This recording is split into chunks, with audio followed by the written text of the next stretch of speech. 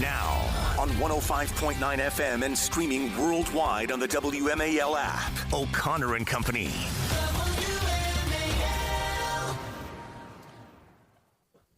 It is 6:07. Thank you so much for letting us be a part of your morning routine. We promise we're going to honor that commitment by delivering you all the news and information and analysis and context and maybe even some smiles, and with a Latin beat this morning because Mercedes Schlapp is with us with a very colorful coffee mug, by the way.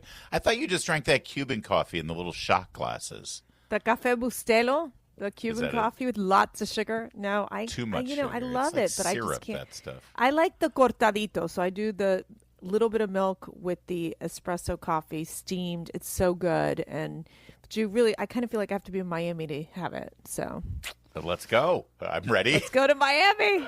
We're all in.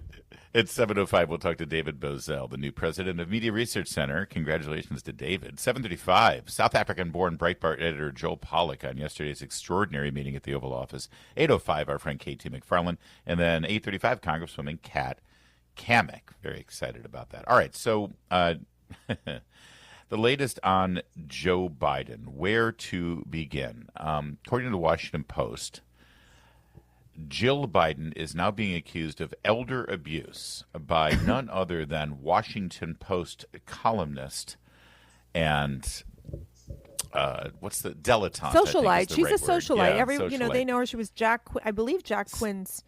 Was it Jack Quinn's wife? What widow? Yes, Sally Quinn. Sally Widow. Quinn is doing this. Of course, she a widow. Thank you. So she said this on a podcast, the Tara Palmieri Show. And so you're right. She's socialized. She's at all the circles, people talk about the elite Georgetown cocktail party. That's Sally Quinn.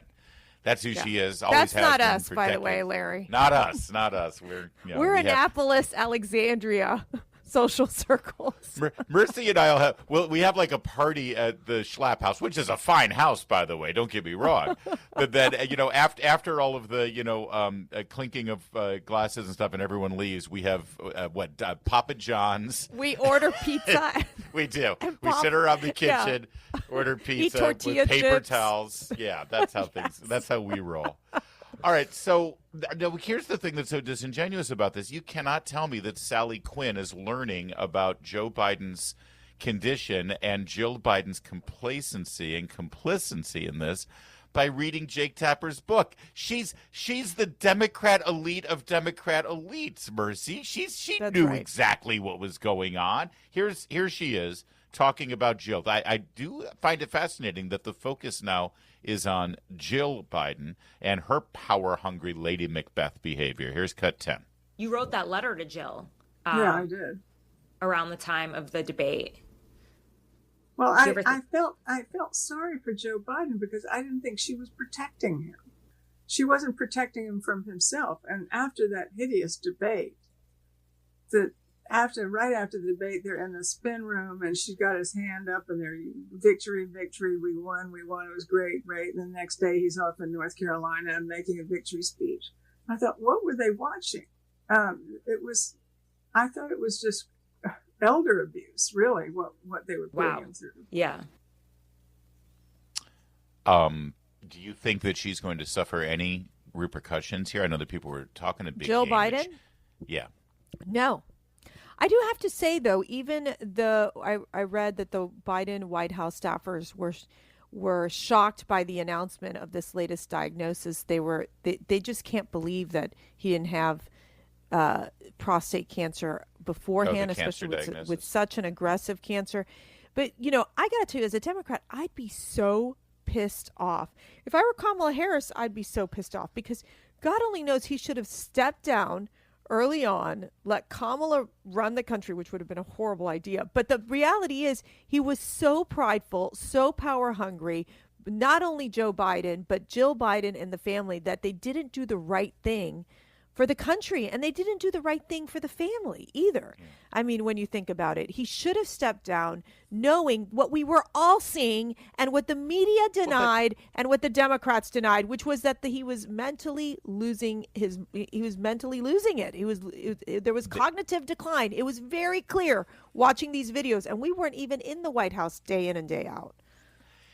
It reminds me of my daughter Veronica, who's now in the Navy and married. And I never forget, we went to Disneyland one time. Did you say married? Yeah. And she was 3 You know what years comes old. after marriage, right? You'll be We're a at grandpa. Disneyland. We're 3 years old, and she's like, "Daddy, I want a balloon. I want a balloon." And I'm like, "They're $10 balloons," and I'm like, the Mickey Mouse balloons, and I'm like, Right. "No, baby, because you're gonna let it go, and you're gonna lose it, and you're 3 years old, and that's what you do with a balloon." And it's like, "No, Daddy, I want a balloon. I want a balloon. I want a balloon." So we get her a balloon. I spend the $10 for a balloon. I tie it to her little wrist, her tiny little wrist, right, so she doesn't lose it. And of course, all morning she's futzing with it and she's messing with it. And eventually she pulls it off of her wrist, and there goes the balloon flying up into the sky. And she starts crying. And I look down at her, and she looks up at me, and she says, "This is why you shouldn't let me have balloons." Can I tell you that one of Viana's biggest fear, that's our oldest, was she literally was so scared of the balloon, like when a balloon was let loose, because she's like, she had this whole thing. She's like, where did the balloon go? Like it was like one of her fears. Like it was one of her fears. So this reminds me of what the Democrats are doing right now. Right. Because it's like, you shouldn't have let Joe Biden be. What do you mean we shouldn't have? Oh, they shouldn't have lied to us about Joe Biden. You lied to yourself. Yes. Every single person, You covered from it up. Sally Quinn to Yes. to Jake Tapper to big Democrat donors to every person on Capitol Hill, you all saw what we saw, but you refused to do anything about it, and you all knew it in your hearts exactly what was going on. But here was the problem. This is the problem of the media. This is the problem of these Democrat donors and these socialites like Sally Quinn, Ben Bradley's widow, by the way, and that's who it was. Okay. And of the organized Democrat Party. They don't stand for anything. They have defined, all of those people I just mentioned defined themselves by one idea, and that was hatred of Donald Trump, and by extension, the American people who vote and support Donald Trump. That's all they stood for. And they convinced themselves that Joe Biden was the only guy who could beat him, and beating Donald Trump was all that mattered, and therefore they led themselves into this situation. I have zero sympathy for any of them. If I were a Democrat, I'd be so mad. Yeah, be mad at that person staring back at you when you look in the mirror. But they all defended it. Chuck Schumer, Pete Buttigieg, they all defended President Biden, like saying, no, he was with it. I don't know what you guys are talking about. Right. And then the reality was that he wasn't with it. He had the mental decline. And then on top of that, now we have this prostate cancer announcement, which is very sad. I mean, it's very tragic for Joe Biden and the family. But the reality is, okay, so how long has this been going on that you all didn't catch this and didn't even talk about it? It's sad, but it's another lie. And the other point is he was on The View and these other places, and Joe Biden was saying, I could have won the election. Like, I should have just I could be president right now.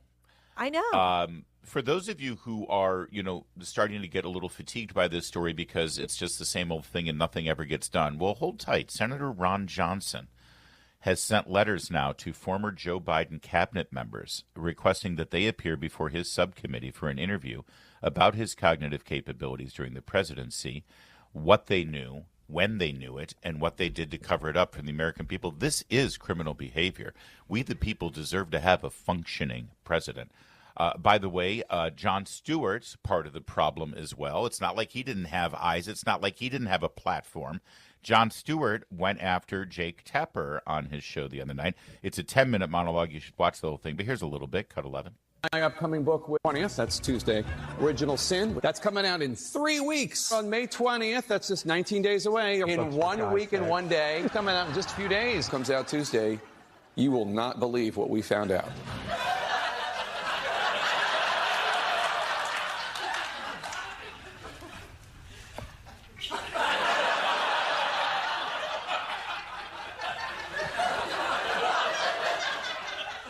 Don't news people have to tell you what they know when they find it out? Isn't that the difference between news and a secret? You won't believe what we found out. No, that's why I'm watching. Breaking news in a week. Yeah, Again, Jon Stewart knew very well, and he was part of the problem, too. Coming up, our other favorite liar of the week, James Comey. We've got an update on his deceit as well. It's like all these Democrats seem to be lying a lot. Wonder why. Not surprising. WMAL, making sense of the news. Live from the Home Paramount Pest Control Studios. Home Paramount, the leader in pest control since 1939. As you know, James Comey is now on a book tour. He launched it by putting out a not-so-cryptic message on Instagram that said 8647. For his troubles, he was interviewed by the Secret Service, because 8647 obviously is a not-too-veiled threat against the President of the United States, he being the U.S. Attorney from the Southern District of New York, a man who put away mobsters, clearly knew what 86 somebody means. He continues to stick with his original story, which I'm guessing is the story he told the Secret Service as well, that if there is any evidence or suggestion to indicate that this original story is untrue, well, that means if he repeated it to the Secret Service, he is guilty of lying to a federal investigator. That would mean he could be prosecuted for that. That's the Comey standard, by the way. You know, I know he's trying to fix his public image right now, because after he posted that, which literally was pushing for an assassination attempt, very dangerous rhetoric, completely inappropriate coming from a former FBI director. He should know better. Yet he's doing this media tour, giving this ridiculous story of, my wife and I were walking on the beach and I saw those numbers in the shells on the beach. Somebody else did it. The reality is he is putting himself in jeopardy if he does, you know, not say the correct story. That's or changes his story as he does these interviews. And it's a funny thing about that, because here he was on Stephen Colbert, and he told the exact same story in almost the exact precise words that he used with Nicole Wallace, which, you know, you may look at that and say, oh, see, he's being consistent. He's telling the truth. Sure. But it's very rare for somebody to tell the story about something that happened in their life using the exact same words. Very calculated. Almost like it was scripted, almost like it was written out and memorized. It has to be scripted. To make sure that you don't get caught in a perjury trap. Here, take a listen on Stephen Colbert. Is this Instagram? Instagram, You grammed this. You were walking down the beach. What happened? You were walking down the beach, and you saw this on the beach? Yeah, my wife and I, Patrice, were walking on the beach and saw those numbers in shells on the beach. And you didn't do this. Somebody else did this. Yeah, somebody else did it. We were on a walk preparing for this week, the rollout of my book. Yep. She looked at it and said, why'd someone put their address in the sand? All right.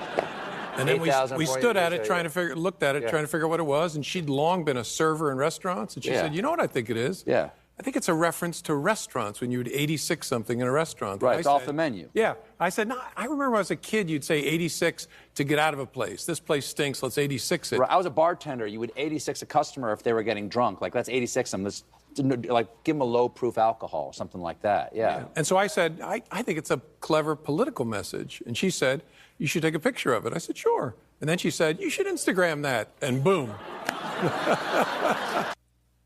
All right, so now I point out that it's sort of odd. This it's not normal that when you're telling a story of something that happened, they use here he is the day before with Nicole Wallace on MSNBC. You were back in the middle of a political firestorm. Yeah, for walking on the beach with my wife. So I don't know how we ended up here. It never occurred to me that it was any kind of controversial thing, but that's the time we live in. You were back in the middle and then he goes on to tell the details of it. Of a political firestorm. Yeah, for walking on the beach with my wife. So I don't know how we ended up here. It never occurred to me that it was any kind of controversial thing, but that's the time we live in. So take me back to the walk on the beach. We were walking on the beach. We went to the beach to prepare for this week, which was the launch of my book, and to think about the book and to prepare to answer questions about it. And we were walking back towards the road, and we saw in the sand someone had arranged shells with numbers. And Patrice, my wife, said, why would someone put an address in the sand? And I said, I don't know. And we stood over it, and I said, I think it's some kind of like political message. And she said, 86, when I was a server, she did a lot of work in restaurants, meant to remove an item from the menu when you ran out of ingredients. And I said, well, to me, as a kid, it always meant to leave a place, to ditch a place. I said, that's really clever. So then she said, you should take a picture of that. And I did. And I posted it on my Instagram account and thought nothing more of it until... Really something, isn't it? How it's almost the exact same phrasing, the exact same cadence, Yeah, the exact... but it sure seems mentions rehearsed. how those numbers are a clever political statement. It's so message, that's fascinating. right. Wow, it's so clever that you take a picture of it and then post it on Instagram. Why? Without Why would knowing you do for that? sure knowing what it that it means. had Yeah. directly to do with Donald Trump, knowing that Comey's whole career at the tail end of his career was to take down Donald Trump with the Russian hoax, which when you go deep into this evidence, you recognize that they used the Steele dossier to try to create this narrative that the Russians were coordinating with the Trump campaign in this election. And yet James Comey is not in jail. James Comey wasn't, quote unquote, punished for his actions for basically using tax dollars to take down Donald Trump. And then he can go on this PR campaign, to make sure that his image isn't tarnished. It's just absolutely disgusting. It is disgusting, and it's terrifying to think that guy who acts like a little teenage girl with his social media account and giggles with Nicole Wallace and Stephen Colbert was the director of the FBI and wielded his power in such a duplicitous and political way. It's 6:24. All right, coming up, what an amazing, incredible, dramatic scene in the Oval Office yesterday as President Trump hosted the president of South Africa. We'll give you the details next. WMAL-FM, Woodbridge, Washington, a Cumulus media station. Making sense of the news. News Talk 105.9. News now. Now on 105.9 FM and streaming worldwide on the WMAL app. O'Connor and Company. It is 8:37, 22nd day of May. Thanks for tuning in to O'Connor and Company, the Latinx version, since Mercedes Schlapp is here, our favorite Latinx. That's like discriminatory towards me, calling me Latinx. That's like destroying the Spanish language, Larry. I'm just following seriously. what Alexander de Ocasio-Cortez has done. Please. In the past. She's a total Latinx. Leave her in that category by herself. At 7:05, David Bozell, the new president of Media Research Center, will join us. 7:35, Joel Pollack is going to join us. He's from South Africa, so he can give us some insight into the story we're about to develop for you in a moment. 8:05, KT McFarland, and at 8:35, Representative Kat Cammack of Florida. All right, what a day in the Oval Office yesterday. These live feeds from the Oval where a foreign leader is sitting next to the president by the fireplace used to be, always just sort of boring, staged. People took pictures, then the press get ushered out of the Oval Office. Not with Trump, man. These have become high drama, and yesterday was no exception. After the acceptance of white Afrikaner refugees from South Africa who are being persecuted by the government there because of the color of their skin. And that, whether you agree with the claims of murder and genocide or what have you, there is no doubt that there is a government policy that confiscates land from people because of the color of their skin. That is, by definition, the government persecuting a person because of their race. That is an automatic entry for refugee status here in the United States of America, if, in fact, the Secretary of State determines that it is in the America's best interest to offer that refugee status, which Marco Rubio has done. Well, the president of South Africa took umbrage with this move and wanted to meet with President Trump. Trump said, absolutely, come on out. So here he was yesterday, and he began very cordially. Here's the intro, cut 14 here. Thank you very much, everyone. It's a great honor to be with the president of South Africa, President Ramaphosa, and he is a man who is certainly in some circles really respected, other circles a little bit less respected, like all of us in all fairness. Like we all like that. All right, and so they're chuckling, everything's fine. And then Trump did this move that has already become a meme. Could you dim the lights? I want to show you something. And then he turned everyone's attention to a television screen, and they played about a 5-minute video of Mercedes. This was a montage that was put together of people of the president's political party shouting for the murder of white farmers in South Africa, and then footage of the aftermath of some of those events. These are political allies of the president and part of the coalition that gave him power. This was an extraordinary scene. I mean, I don't remember anything like this ever happening. Never. Can you believe it? It's a new style diplomacy, and it's calling out these foreign leaders. And I think that commit or are part of these murders and these tragedies happening in their country, which, I think for the most part, these leaders just try to hide. But what I love about this approach is that President Trump is not only exposing these leaders in the case of the South African president and people in his party who have called for the killing of these white farmers, as they have said that they're also taking away their lands. Okay, let's just talk about that as well. But also the fact is that it's bringing awareness not only to Americans about what's happening in some of these countries, but awareness across the globe to say this will not be tolerated. We're not going to tolerate the killings of these farmers based on their race or the taking away of their lands. We've seen, that I know Ramaphosa, the president, tried to bring these white golfers with him. And I think one of them actually turned on the president of South Africa and said, well, wait a second. No, I know people who have died, who have been killed. His family had to run from the violence. He brought these these white golfers thinking that would ingratiate himself to Trump, the big golf fan. And instead, the golfer said, no, Mr. President, I'm sorry, it is happening. It is extraordinary. In fact, I think cut 17 is where he asked for the lights to be dimmed, right? Can we just see that real fast? Turn the lights down. Turn the lights down. And just put this on. It's right behind you. Johan. There's nothing this parliament can do.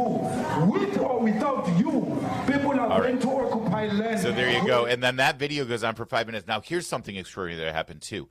The second the video was over, and this was like one of the most dramatic moments you will ever see, and the tension in the room, you can cut with a knife, and there's this awkward silence afterwards. And then dopey Peter Alexander of NBC News shouts from the press pool a question about the plane from Qatar. Right, the Qatar, Cut 15 here. Listen. Mr. President, we welcome white Afrikaner refugees here. Can you explain to Americans why it's appropriate to welcome white Afrikaners here when other refugees like Afghans, Venezuelans, Haitians have all had their protected status revoked? Well, this is a group, NBC, that is truly fake news. They ask a lot of questions in a very pointed way. They're not questions, they're statements. We've had tremendous complaints about Africa, about other countries too, from people. They say there's a lot of bad things going on in Africa, and that's what we're going to be discussing today.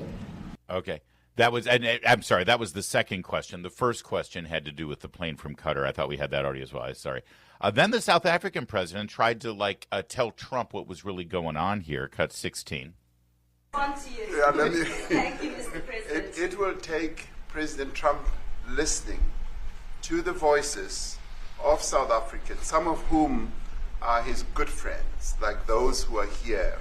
When we have talks between us on the quiet and those were the golfers you were referring to, Mercedes.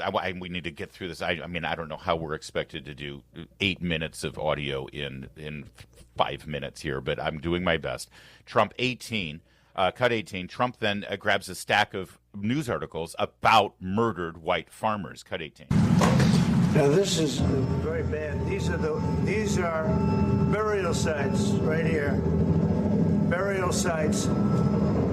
Over 1,000 of white farmers, and those cars are lined up to pay. The president, this was a video, then he showed the articles. The president of South Africa claimed that he had never seen the video before of all of the white crosses on the side of the road. Eventually, the agriculture secretary, part of the president of South Africa's cabinet, actually conceded, yes, this is a problem. It needs to be addressed. Meanwhile, CNN, NBC, ABC, they all ran stories saying that these were baseless charges, that there was, no evidence of any of this. I mean, while the South African agriculture secretary admitted as much right there at the meeting, Mercedes, it's just absolutely unbelievable. I'm sorry. You can button this up real fast with your thoughts.